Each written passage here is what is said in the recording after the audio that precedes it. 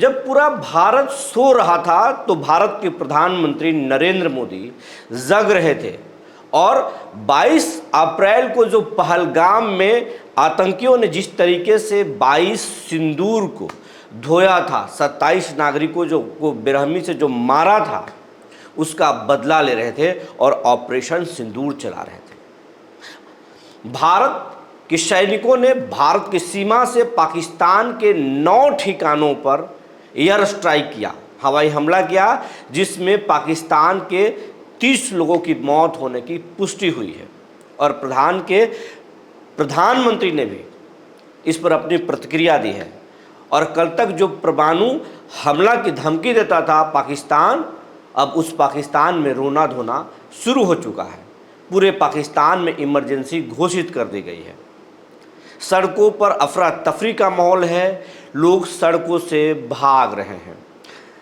पाकिस्तान में आधी रात को ही सड़कों पर गाड़ियों का काफिला देखने को मिला। अमीर लोग, अच्छे लोग शहरों को छोड़कर भाग रहे हैं, क्योंकि भारत ने जिस तरीके का मिसाइल से अटैक किया है वो पाकिस्तान को डरा देता है।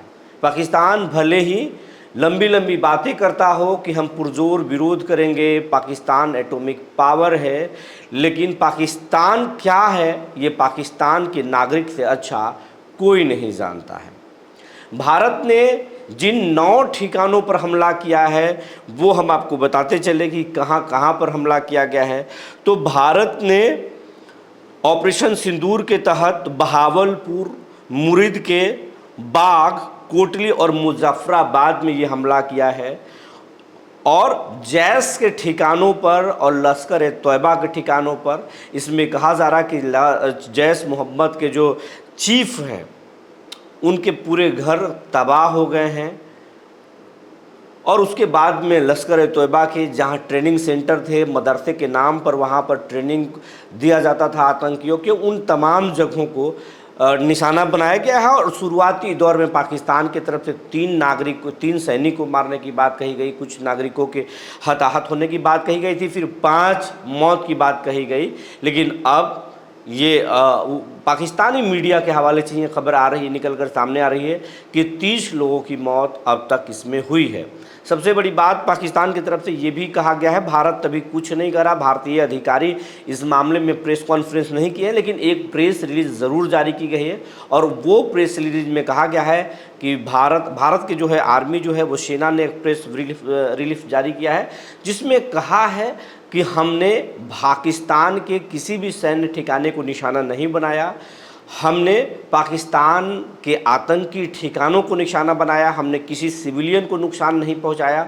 भारत ने युद्ध का जो प्रोटोकॉल है उसका पूरा पालन किया है। और आपको इस युद्ध की सबसे बड़ी बात बताएं तो ये भारतीय वायुसेना और मिलिट्री, ये दोनों का ज्वाइंट ऑपरेशन है। नेवी का भी इसमें कहा जा रहा है। और ये रफाल के माध्यम से जो है एयर स्ट्राइक किया गया है, मिसाइलें दागी गई है। लेकिन सबसे इसमें अहम बात यह है कि भारतीय सीमा से ही रफाल ने पाकिस्तान पर हमला किया है और टारगेट को एकदम साधा है। 9 ठिकानों पर कुल 24 मिसाइल से हमला किया गया है, जिसमें 30 लोगों की मौत हुई है। पाकिस्तान की तरफ से प्रतिक्रिया हो सकती है। भारत पूरी तरह से पुरजोर तैयारी कर रखा है। जो जानकारी निकल कर आ रही है कि LOC पर भारी तनाव है, पाकिस्तान की तरफ से गोलाबारी जारी किया गया है, जिसका मुंहतोड़ जवाब भारत दे रहा है। पाकिस्तान के कई शहरों में इमरजेंसी, पूरे पाकिस्तान में इमरजेंसी घोषित कर दिया गया है। कराची हो, लाहौर हो, तमाम जगह पर जो है एयरपोर्ट बंद कर दिए गए हैं। कोई भी एयरलाइंस को चलने की इजाज़त नहीं है। तो वहीं भारत ने जो है बचाव की नज़र से श्रीनगर एयरपोर्ट को पब्लिक के लिए, सिविलियन के लिए बंद किया है। वहीं नई जानकारी ये है कि जो LOC के किनारे जो गांव हैं भारत में, उन सब गांव के लोगों को, सिविलियन को बंकरों में भेज दिया गया है। तमाम लोग जो सीमावर्ती इलाके में हैं, जो गांव में हैं, उनको बंकर में भेज दिया गया है। वो राशन पानी लेकर बंकर में चले गए हैं, ताकि अगर ये लड़ाई आगे बढ़ता है तो फिर सिविलियन को किसी भी प्रकार का नुकसान नहीं हो।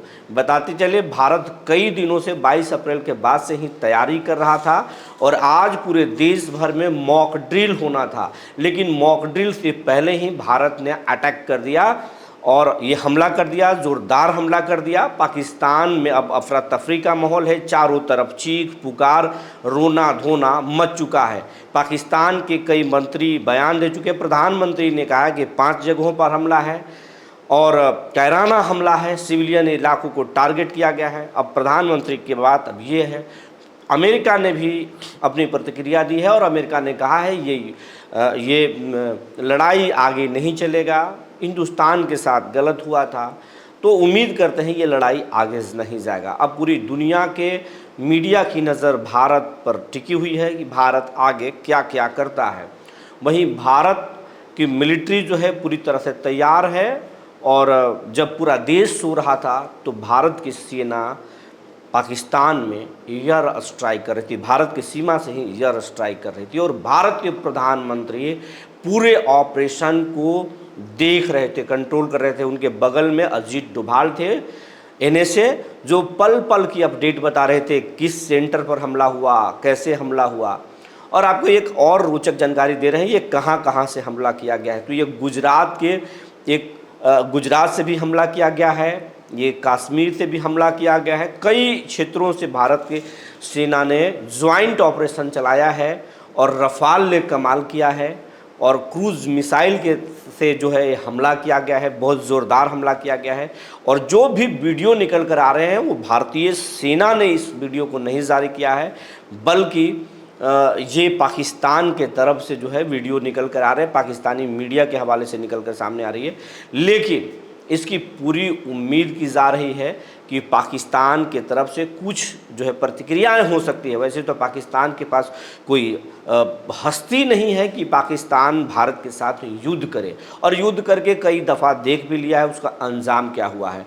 भारत से 1 सप्ताह से ज़्यादा युद्ध करने की हैसियत पाकिस्तान के पास नहीं है, क्योंकि पाकिस्तान ऐसे ही भूखमरी के शिकार है। पाकिस्तान के लोग, पाकिस्तान को ये भी डर है कि अगर युद्ध को हम आगे बढ़ाएं तो पाकिस्तान में ही विद्रोह हो जाएगा और पाकिस्तान के कई प्रांत, चाहे वो पीओके हो या फिर बलूचिस्तान हो, खुद इंडिया के साथ जाने लगेगा, या फिर पाकिस्तान कई भागों में बढ़ सकता है। तो पाकिस्तान को ये भी डर है, पाकिस्तान को सिर्फ हिंदुस्तान से नहीं लड़ना है, बल्कि पाकिस्तान को पाकिस्तान में ही लड़ना है। ये भी पाकिस्तान को अच्छी तरह मालूम है। पूरे देश में आज मॉक ड्रिल होना है और तैयारी है, और ये ऑपरेशन सिंदूर अगर हम कहें कि ये ख़त्म हो गया है तो हम ये नहीं कर सकते। जो जानकारी है उनसे अनुसार ऑपरेशन सिंदूर शुरू हो गया है। इसका नाम आखिर ऑपरेशन सिंदूर क्यों दिया गया, तो आपको बताते चले, 22 अप्रैल को पहलगाम में निर्दोष नागरिकों को, पर्यटकों को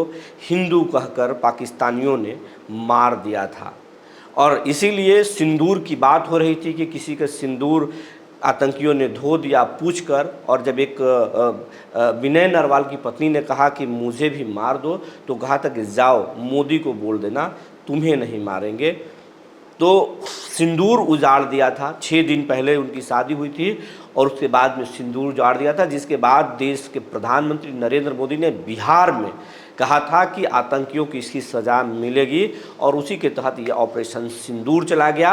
26 बहनों के, माँओं के जो सिंदूर उजड़े हैं, उसके बदले में अब ऑपरेशन सिंदूर शुरू हो गया कि सिंदूर के बदला सिंदूर से ही लेंगे।